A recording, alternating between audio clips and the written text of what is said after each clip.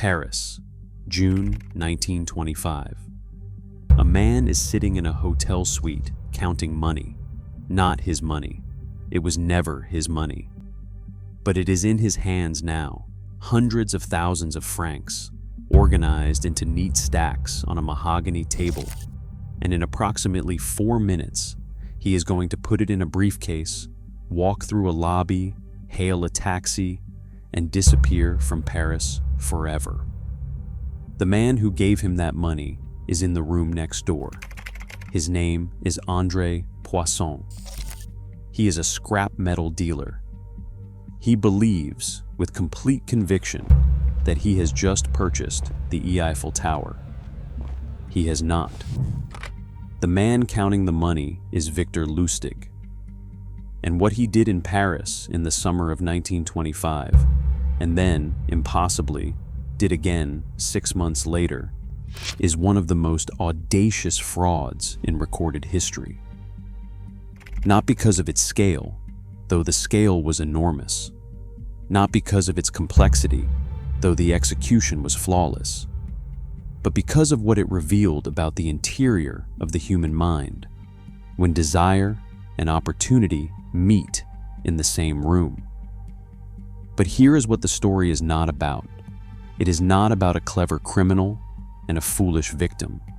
It is about the exact mechanism by which intelligent, successful, experienced men are made to believe impossible things.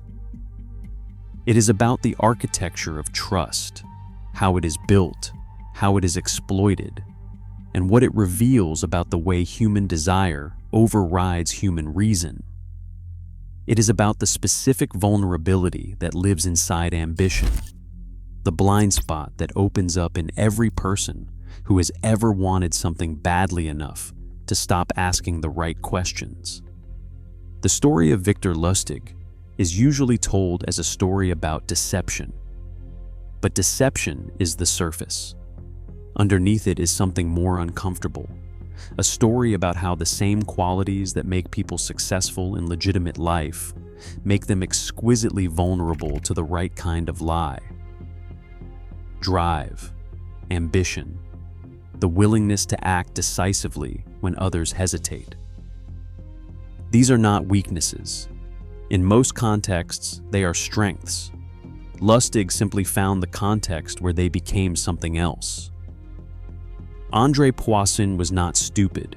He was hungry. That distinction is everything. Victor Lustig was not born a con man. He was born in 1890 in the Austro-Hungarian town of Hostin into circumstances that offered him two options: stay small or learn to become someone else. He chose the second. By the time he was 20, he spoke 5 languages fluently. He spoke German, French, English, Italian, and Czech. Not as an academic accomplishment, as a tool. Each language was a different costume. Each accent was a different identity. Lustig understood, earlier than most, that the world responds not to who you are, but to who you appear to be. He spent his early years running small cons on transatlantic ocean liners, the floating ballrooms of the wealthy that crossed between New York and Europe. The passengers were rich, they were bored, they were far from home and far from their accountants. Lustig moved among them in a tailored suit. He had a scar on his left cheek that he claimed came from a duel of honor. It had actually come from a sailor who caught him flirting with the wrong woman. He spoke whatever language made his mark most comfortable. He was building something more valuable than money. He was building a model of human behavior. Specifically, what happens inside a person when they believe they are about to get something they want very badly. How the critical faculties dim. How the questions stop coming. How a man who would interrogate a stranger for 20 minutes about the terms of a routine business contract will sign a document he has barely read if the opportunity feels large enough. Lustig noticed that greed does not make people reckless. It makes them selectively blind. They do not stop thinking. They redirect their intelligence away from scrutiny and toward justification. Every instinct that would normally protect them gets quietly repurposed to defend the thing they already want to believe. He had a name for this. He called it the happy fog. The moment when a mark stops being a skeptic and starts being a collaborator. His job, as he saw it, was not to deceive people. It was to create the conditions in which they would deceive themselves. This was Lustig's real education, not fraud, psychology. And by 1925, sitting in a Paris cafe with a newspaper open in front of him, he had been practicing for 15 years. The article was unremarkable. A short piece in a French daily about the state of the Eiffel Tower, constructed in 1889 for the World's Fair, never intended to be permanent, now aging in ways that made maintenance increasingly expensive. The city was struggling financially in the aftermath of the war. Some voices in government were quietly suggesting that the tower might be more valuable as scrap metal than as a landmark. Most people read this and thought, that is interesting. Lustig read it and thought, that is a door. Not because the article was useful as a blueprint, it was not. The French government had no intention of selling the Eiffel Tower. The article was speculative, vague, the kind of thing that fills column inches on slow news days. What Lustig understood, and what most people miss when they hear this story, is that the article was not his plan. It was his permission structure. The scrap metal dealers he was about to approach were not gullible men. They were professionals.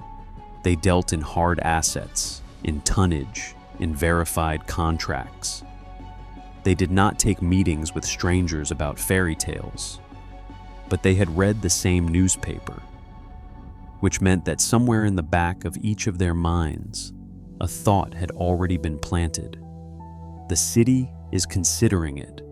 It could happen. It is not impossible. This is a principle that Lustig had learned over decades of working rooms full of wealthy skeptics. You cannot manufacture belief from nothing, but you can find the belief that already exists, the possibility that a person has already quietly entertained, the scenario they have allowed themselves to imagine even for a fraction of a second, and you can pour concrete around it. You can make it feel not just possible, but inevitable. The article gave the dealers permission to imagine. Lustig's job was to turn that imagination into certainty.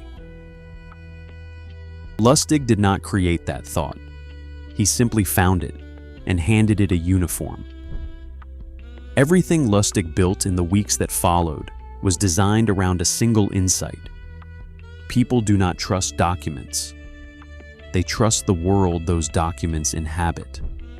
He acquired forged letterhead from the Ministry of Posts and Telegraphs, the government body responsible for the Eiffel Tower.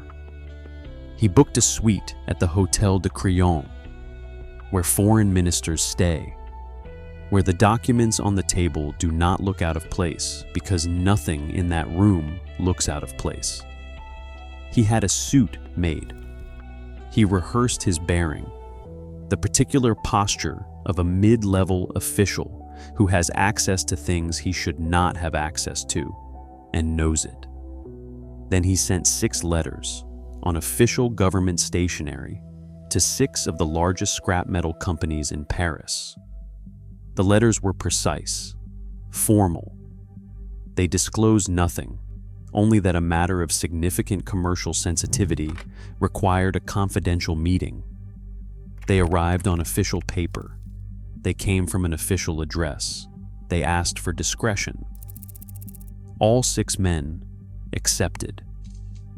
Before Lustig said a single word about the Eiffel Tower, Before he made any claim or asked for any money, 6 experienced businessmen had already made a decision that this meeting was real, that the man who called it had authority, that the opportunity was worth their time. They made that decision based on paper, on a hotel address, on the texture of an envelope. The con does not begin when you make your pitch. It begins the moment your mark decides to show up. Every decision that follows, every suspended doubt, every ignored instinct, every question not asked, is downstream from that first moment of ascent. By the time they walked through the door of the suite at the Hotel de Crillon, the con was already halfway complete. Lustig spent a small fortune on this preparation. The suite alone cost him nearly everything he had saved. He understood that authenticity is expensive, and that the cost of a convincing context is always paid back many times over. You cannot ask people to believe in something implausible if you have placed it inside a plausible world. The Hotel de Crillon was not a backdrop, it was the argument. There is a reason con men do not operate out of cheap hotels. Credibility is environmental. The brain makes its first assessment of a situation not from the words spoken, but from the room those words are spoken in. A man in a government ministry suite is a government official. A man in a cafe is a stranger. Lustig understood this not as a trick, but as a fact about human cognition, one that most honest people never think to exploit. He had spent 15 years learning that the fastest way to be believed is not to make a better argument. It is to stand in the right room. The meeting lasted 90 minutes. Lustig opened with what every government official opens with, a reminder of confidentiality. The decision had not yet been made public. There would be protests if it were. The ministry was moving carefully, quietly, and with great sensitivity to the political climate. Then he said it. The government intended to demolish the Eiffel Tower and sell it for scrap. 7,000 tons of iron. The men in that room had been selected to submit sealed bids for the salvage rights. He watched their faces, not for excitement, for calculation. These were not men who showed excitement. They were professionals. What Lustig was watching for was the specific quality of attention that happens when a person is mentally computing a number, when the mind is no longer receiving information, but processing profit margins. He saw it on all 6 faces. He answered their questions with precision. The tonnage, the timeline, the logistics of dismantling. He had studied the tower thoroughly, not because the details mattered for the fraud, but because they mattered to his marks. Men who deal in iron think in iron. They needed to hear the language of their own profession coming out of the mouth of a government official. He knew the exact number of rivets in the structure. He knew the grade of the iron in each section. He knew which parts of the tower had corroded and which were still structurally sound. This knowledge was not accidental. Lustig had spent weeks in the Bibliothèque Nationale reading engineering reports, studying construction documents, absorbing the technical vocabulary of a world he had no business knowing. Because he understood something fundamental about how trust works between professionals. The moment you speak their language with precision, you cease to be a stranger. You become a colleague, and colleagues do not interrogate each other's credentials. Before dismissing them, Lustig arranged a tour. The following morning, the Eiffel Tower. He said he had arranged government access. He had arranged nothing. The tower is a public monument. He simply told them to meet him early, before the crowds arrived. They assumed the empty plaza was a sign of his authority. It was a sign of his timing. During the tour, Lustig was not performing for all 6 men. He was looking for one. He found him in André Poisson. Poisson was newer to the industry than the others, younger, more eager. He asked more questions, not the skeptical questions of a man looking for holes, but the forward-leaning questions of a man who had already decided he wanted in and was trying to figure out how to guarantee it. Ambition is the con man's best collaborator. An ambitious man does not need to be sold a lie. He needs to be handed a story that matches the one he is already telling himself about who he is, where he is going, and what this deal would mean. Poisson wanted to be the man who made the deal of the century. He wanted the respect of his peers, the financial security he had not yet achieved, the defining contract that would announce his arrival in the industry. These were not fantasies. They were the entirely reasonable aspirations of a competent man who had not yet found his moment. Lustig was offering him his moment. After the tour, when the others had left, Poisson lingered. He wanted to know if there was anything he could do, anything that might improve his chances. Lustig paused, looked around, lowered his voice. Lustig asked for a bribe, not aggressively, apologetically. As a poorly paid official who had gone out on a limb and needed to be compensated for the risk. The language of a man who was, at heart, just another tired bureaucrat trying to get by. Poisson relaxed, because this was something he understood. The world worked this way. Officials took bribes. Contracts went to the men who paid. The awkward conversation in the corner was not evidence of fraud. It was evidence of normalcy. It was evidence of a system operating exactly as systems operate, messily, corruptly, humanly. This is the most devastating element of what Lustig did. He used corruption as a credibility signal. He made Poisson feel that by paying the bribe, he was participating in the real world, the world behind the official world, where things actually get done. The bribe was not an anomaly. It was the proof that the deal was legitimate. The bribe made the scam feel real. 2 days later, all 6 dealers returned to the Hotel de Crillon. Lustig announced the winner, André Poisson. The 5 other dealers shook his hand, some with genuine warmth, some with the polite resignation of men who had lost a contract they wanted. They filed out of the suite. The door closed. What happened next took less than 10 minutes. Lustig placed a contract on the table, government letterhead, official seals. The language of it was precise, bureaucratic, reassuringly dull, the kind of document that convinces by its own tedium, because no fraudster, surely, would go to the trouble of making something this boring.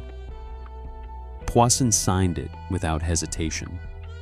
He opened his briefcase, counted the money, the bid, and the bribe, everything he had, and placed it on the table.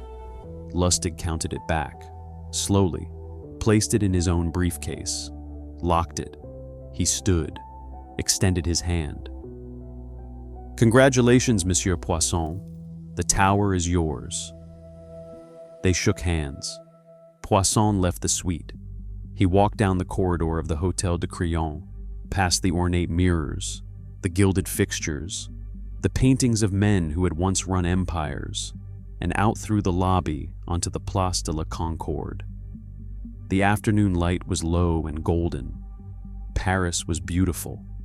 He had just bought the most famous thing in it. Lustig waited 5 minutes.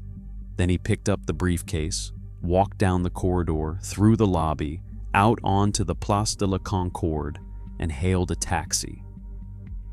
Gare de Lyon. Within hours, he was on a train to Vienna. André Poisson waited 2 weeks for his demolition permits. When he finally called the Ministry of Posts and Telegraphs, the person who answered the phone was confused. The Eiffel Tower is not for sale. There is no deputy director general by that name. Poisson sat with that information for a long time. He did not go to the police.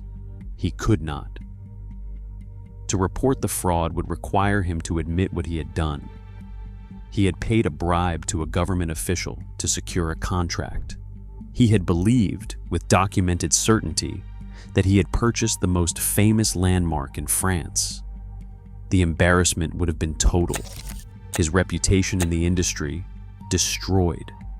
And so he did the only thing that was left to him. He absorbed the loss. He told no one. He went back to work, back to the ordinary rhythms of his business, carrying the weight of what had happened in silence. The money was gone. The contract was worthless paper. The man who had taken everything was in Vienna, reading French newspapers over breakfast. This is the final cruelty of what Lustig engineered. He did not simply steal Poisson's money. He structured the theft so that Poisson could never seek justice without destroying himself in the process. The shame was part of the architecture. The silence was built in. After 3 weeks of silence, Lustig drew the obvious conclusion. He went back to Paris. New letters, new dealers, same hotel, same story, same tower. The second time, one of the dealers grew suspicious and contacted the ministry before the contract was signed. Lustig abandoned the con midway through and fled Paris immediately. The French police issued a warrant. He was already on a boat to America. This is what professionals miss when they study fraud.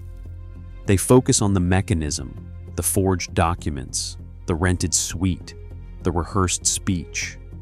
They treat the con as a technical achievement. But the mechanism is not where the power is. The power is in the silence that follows. Poisson's silence. The silence of every person who has ever been taken and said nothing, because saying something would cost them more than the loss already had. Lustig did not just steal money, he manufactured shame. And shame, as any con man worth the name understands, is the most durable currency of all. Victor Lustig was eventually arrested in New York in 1935, not for the Eiffel Tower, but for counterfeiting. He had been printing high-quality $100 bills in such quantity that the Secret Service determined his operation posed a systemic risk to the American economy. He was sentenced to 20 years in Alcatraz. He escaped once, fashioning a rope from bed sheets and shimmying down the side of a federal detention center in Manhattan while pretending to clean windows. He was recaptured within a month. He died in prison in 1947, aged 57. His death certificate listed his occupation as apprentice salesman. That detail is worth sitting with. A man who sold the Eiffel Tower twice, who conned Al Capone out of a $5,000 tip by returning his investment and pretending the scheme had fallen through, who ran a counterfeiting operation that threatened the dollar, who spent 40 years convincing some of the most sophisticated people in the world to give him their money for things that did not exist. Apprentice salesman. There is a version of this story in which Victor Lustig is the villain and André Poisson is the victim. That version is easy. It is also incomplete. The more accurate version is harder to sit with, because it requires acknowledging that Lustig did not invent the desire he exploited. He found it already there, in men who wanted to believe, who were hungry enough that the wanting made them vulnerable. He was a mirror. What he showed his marks was a reflection of their own ambition, their own willingness to cut corners, their own secret conviction that they deserved the deal of a lifetime. Every fraud of this kind, every con that works, every scheme that takes money from people who should have known better, operates on the same fuel, not stupidity, desire. The specific, blinding, perfectly human desire to believe that this time, the extraordinary thing is happening to you. We live in a world that is saturated with versions of what Lustig built in that hotel suite. The language has changed. The medium has changed. The forged letterhead has become the professional-looking website, the urgent email from a trusted institution, the investment opportunity with the right logos and the right vocabulary. The mechanism has not changed at all. Find what people already want to believe. Make yourself look like the thing that confirms it. Wait for the happy fog. The Eiffel Tower was never for sale. But Andre Poisson's hunger was real. And that, not the forged letterhead, not the hotel suite, not the 5 languages and the tailored suit, is what Victor Lustig understood that most people never do. You do not con someone into believing a lie. You find the lie they are already telling themselves, and then you make yourself look exactly like the truth.